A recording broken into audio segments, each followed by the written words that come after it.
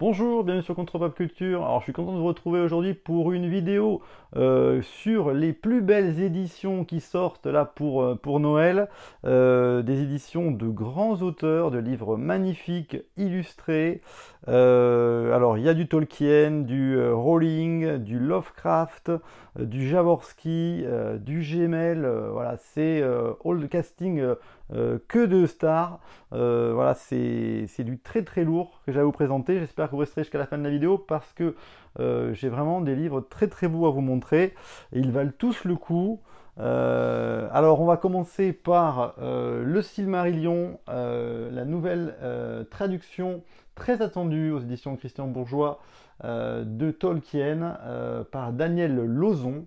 Alors le Silmarillion, c'est vraiment toute la mythologie, toute la création de l'univers de Tolkien.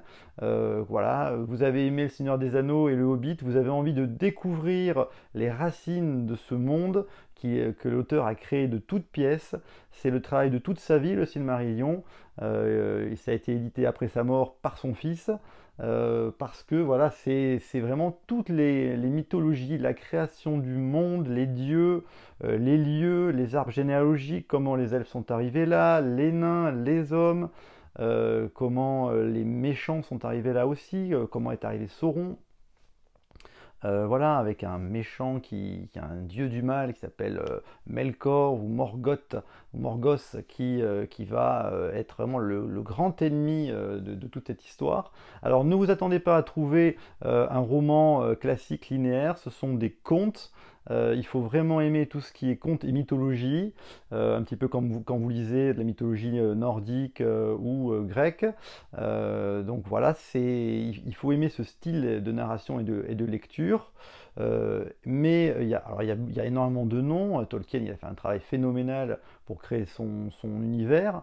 Mais quand on arrive à s'y plonger, et surtout vers la fin du livre, on va vraiment avoir un préquel du Seigneur des Anneaux, puisqu'on va vraiment savoir ce qui se passe juste avant le Hobbit et le Seigneur des Anneaux, avec voilà, comment sont arrivés les magiciens, les Istari, donc Gandalf, Saruman, Radagast, comment voilà, Sauron est monté en puissance et est devenu comme ça. On voit ce qu'on voit dans le prologue du film Le Seigneur des Anneaux, cette grande bataille voilà, au Mont du Destin, voilà, plein de choses. Et donc le fil conducteur de ces contes, ce sont les Silmarils, des pierres qui renferment une grande puissance qui a été forgée par Fëanor. Et en fait, donc il y a plusieurs contes et on retrouve les Silmarils au fur et à mesure de ces contes. Alors bien sûr, on n'a pas obligé d'aimer tous les contes. Moi, la création par les dieux, tout ça au début, j'ai un peu de mal. Ce qui s'appelle les nuls Undalés. Par contre, j'aime beaucoup l'histoire d'amour entre Beren et Luthien, ou l'histoire de Turin Turambar, voilà, et ça c'était très très bien. Et la Calabès, là, on commence à retrouver un petit peu les prémices des personnages du Seigneur des Anneaux. D'ailleurs, cette partie-là, je pense, va être adaptée en série par Amazon. C'est les débuts d'Isildur, d'Elrond, d'Elendil, avec la chute de Numénor et donc cette montée en puissance de Sauron qui n'est pas encore juste un œil mais un personnage qui manipule. Voilà, donc du coup, je pense que ça c'est très intéressant. Et puis juste avant le Seigneur des Anneaux, voilà, la fin du deuxième âge, où on comprend un petit peu tout ce qui se met en place. Donc voilà, si vous avez envie de vraiment, si vous êtes fan de Seigneur des Anneaux et que vous avez envie de plonger dans l'univers de Tolkien, il faut y aller. La retraduction est très très bien. Le livre et l'édition sont absolument magnifiques. Il y a 90 illustrations. Alors, il y a une lettre de Tolkien au début que je vous conseille d'attendre de lire plutôt à la fin où il explique tout son univers. Et puis les illustrations de Ted Nasmith, il y en a 90, donc il y en a partout. Elles sont superbes, ce sont des peintures. Et dès qu'on tourne quelques pages, on tombe sur ces illustrations. Donc vraiment un travail de toute beauté de Ted Nasmith. Ça donne vraiment envie de se balader dans les terres du milieu. Et puis, il y a à la fin un lexique qui vous permet donc de retrouver un petit peu tous les mots et les noms. Il y en a énormément des noms. Là, c'est terrible les noms. Il faut s'accrocher. C'est une lecture qui est difficile, hein, qui n'est pas facile. Il faut le savoir. Voilà, c'est exigeant. Il y a des arbres généalogiques, il y a le lexique. Et vraiment, voilà, c'est très, très, très, très beau. Cette édition de Tolkien. Voilà. Si vous aimez Tolkien, c'est absolument à voir. Regardez les illustrations qui sont vraiment splendides. Ça coûte 40 € et c'est un des livres de cette fin d'année. Ensuite, on va parler de J.K. Rowling qui sort une réédition de La Chambre des Secrets en version faite par le duo Minalima. Vous savez, je vous avais présenté la première édition et ça a été un vrai succès puisque ça a été très vite en rupture de stock. Et là, il recommence pour La Chambre des Secrets à faire donc ces livres vraiment très très illustrés avec de belles illustrations. Et en plus, avec toujours, c'est leur marque de fabrique, des pop-up où vous pouvez voilà, ouvrir là, le terrier. Il y en a 8 ou 9 des pop-up comme ça. Voilà, là on voit Harry Potter qui fait la poudre de cheminette. Il va se retrouver au chemin de travers.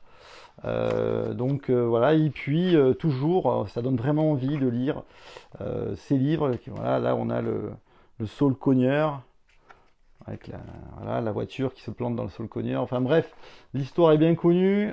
Voilà, ensuite les mandragores qui sortent. Enfin bref, il y a plein de choses. Je ne vais pas tout vous montrer pour pas voilà. Mais en tout cas, ces éditions de Minalima, elles sont toujours attendues de pied ferme. Ça coûte 35 €. Hein, voilà, c'est pas donné, mais c'est vrai que le travail est magnifique et vous avez un très beau livre. En plus, bien sûr, La Chambre des Secrets.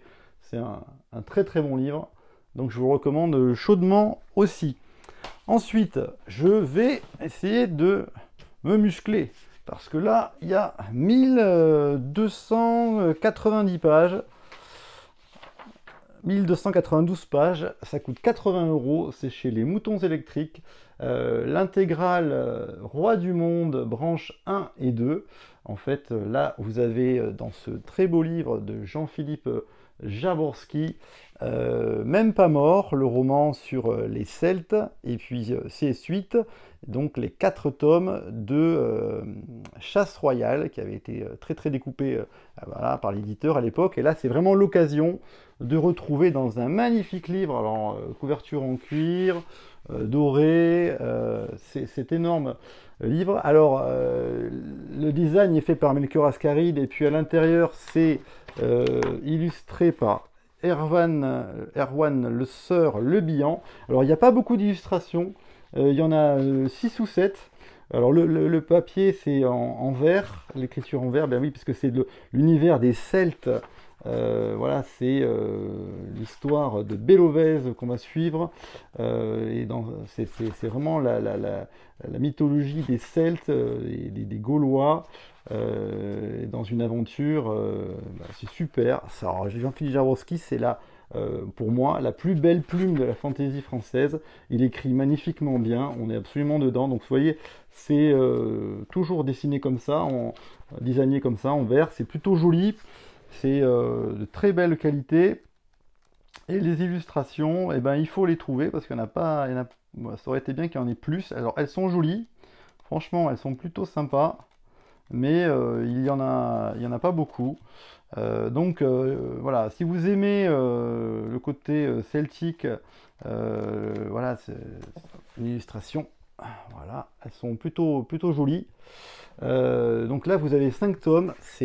Alors même cette trilogie Roi du Monde, elle est pas finie encore parce qu'il y a la Grande Jument, je crois, qui devra sortir dans quelques années. Mais là, vous avez quand même 5 tomes d'une super histoire de fantasy celtique, écrit avec une plume magnifique. Donc voilà, c'est vraiment super. Et si vous aimez Jean-Philippe Jaworski, je vous avais présenté, il est toujours disponible, ce très très beau livre, Matière de Léomance, Récit du Vieux Royaume. C'est chez les Moutons électriques, ça coûte aussi 79 €, qui comprend Le Sentiment du Fer et Janua Vera, qui sont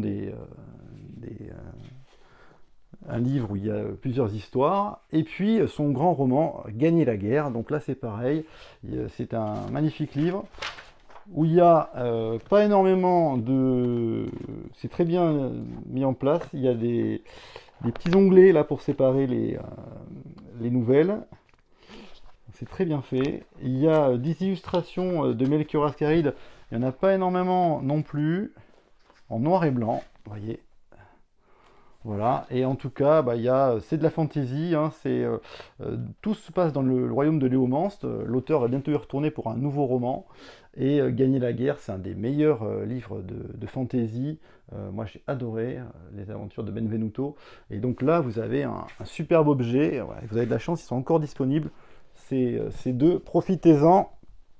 Voilà, là je me suis un peu musclé le bras. Ensuite, je voulais vous présenter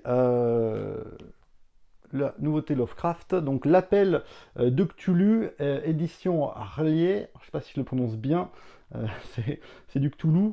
Donc Lovecraft et Baranger qui dessine magnifiquement bien. Donc là, on a l'histoire intégrale. Alors qu'est-ce qui change par rapport à l'Appel de Cthulhu d'avant? C'est que l'édition est plus grande. Alors on a vraiment un très beau livre. Et puis l'auteur a rajouté 4 grandes images. Alors, voilà, moi j'ai la chance d'avoir l'édition signée par l'auteur. Donc vous voyez, c'est le livre en intégrale avec des illustrations, pleine page, magnifique de l'auteur. Voilà, sur l'histoire, donc c'est du Lovecraft et du Cthulhu.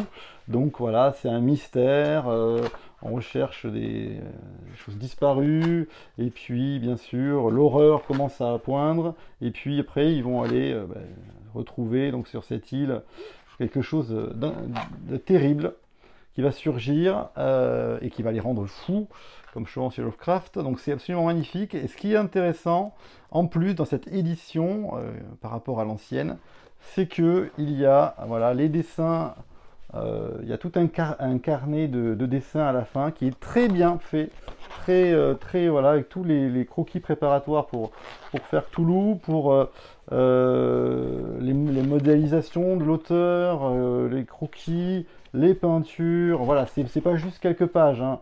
Il y en a beaucoup et c'est superbement bien fait. Les peintures de l'auteur préparatoires. Et vraiment, voilà, c'est magnifique cette édition. Donc, c'est 5 illustrations inédites et 34 pages de livret en plus. Donc, vous voyez, c'est vraiment un très bel objet qui coûte 40 €. Je vous le recommande pour tous les fans de fantastique, d'horreur et puis de dessin aussi. C'est absolument top, top, top. Ensuite, je voulais vous parler de David Gemmell, voilà, l'auteur de fantasy d'action disparu désormais. Chez Brajlon, ils éditent dans la collection, ils avaient fait Conan et Salomon Kane dans cette collection intégrale. Pour 40 €, vous avez 3 romans de Waylander qui sont illustrés, voilà, dans un beau livre. Donc David Gemmell, c'est quoi? David Gemmell, on est dans l'univers de Draenei, pour ceux qui ont lu Légende. Donc Draenei, vous voyez, il y a plein de livres dans cet univers. Moi j'avais adoré Légende. Waylander, j'en avais lu quand j'étais plus jeune. Donc là il y a 3 tomes. Waylander, c'est une sorte d'anti-héros un peu, c'est un assassin. On est dans un monde donc de fantasy. Il assassine le roi.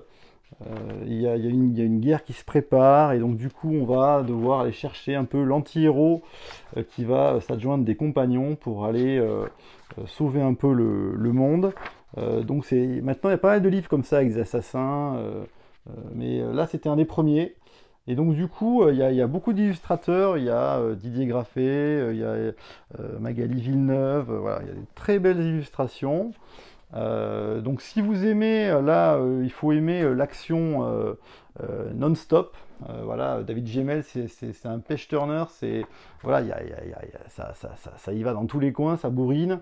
Il n'y a pas énormément de scénarios trop, mais ça se lit très vite, c'est très plaisant. Et donc voilà, si vous aimez l'action, il faut découvrir David Gemmell, et Waylander c'est une bonne porte d'entrée pour l'univers de David Gemmell. Et puis Je vous avais parlé d'un livre de Armel Gaume, d'adaptation de Rudyard Kipling, en carnet un peu de voyage. Voilà, une petite édition que j'avais adoré, L'homme qui voulait être roi, c'est chez Corette Édition. Et là sort pour Noël, pour ceux qui ne l'ont pas acheté, ça va être vraiment hyper intéressant, la version collector. Voilà, donc ça coûte 40 euros. Et là, Armel Gaume, il n'a pas fait les choses à moitié, puisque il y avait déjà 139 illustrations pour la première édition, et là, il a rajouté 90 croquis de plus, et 16 aquarelles, une édition cartonnée, dorée, absolument magnifique, de l'homme qui voulait être roi, et là, je vous la présente, voilà, avec une carte.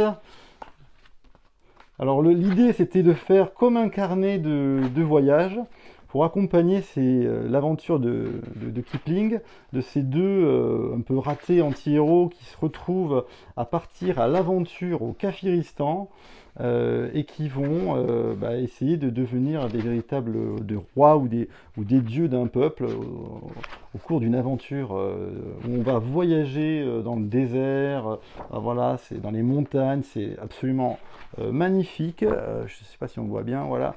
Les illustrations d'Armel Gaume qui sait très très bien dessiner comme ça les petits carnets de voyage et tout ça, les détails. Il fait tellement de détails qu'on est absolument dedans. Moi je trouve que c'est sublime. Voilà, l'histoire en plus, c'est Kipling, c'est un grand classique. Elle est très très bien. C'est une parabole aussi sur les rêves, le pouvoir. Voilà. Enfin, le livre, on se lasse pas de le tourner tellement les personnages, il est beau. Et on se dit, il y a du texte là-dedans. Ben oui, il y a du texte, il y a le texte intégral. Et puis, à la fin, voilà, des aquarelles, voilà, en plus, pleine page, euh, en couleur, uniquement dans cette édition, qui sont très très belles. Donc voilà, ça c'est un peu mon coup de cœur de cette fin d'année. On en reparlera dans les tops de Noël, de fin d'année, parce que vraiment cette édition, elle est magnifique. Voilà, donc là je vous ai présenté que des choses absolument splendides. Ça va être dur de choisir pour les cadeaux de Noël. Voilà, mais en tout cas, voilà, on peut dire que les éditeurs font de plus en plus de belles éditions. Et là, voilà, c'était très très haut niveau, c'était vraiment un grand plaisir de lire tous ces livres. Voilà, je vous retrouve très bientôt pour mon mensuel de la BD qui va arriver très vite avec aussi pas mal de très belles BD à vous présenter. Voilà, à bientôt, au revoir.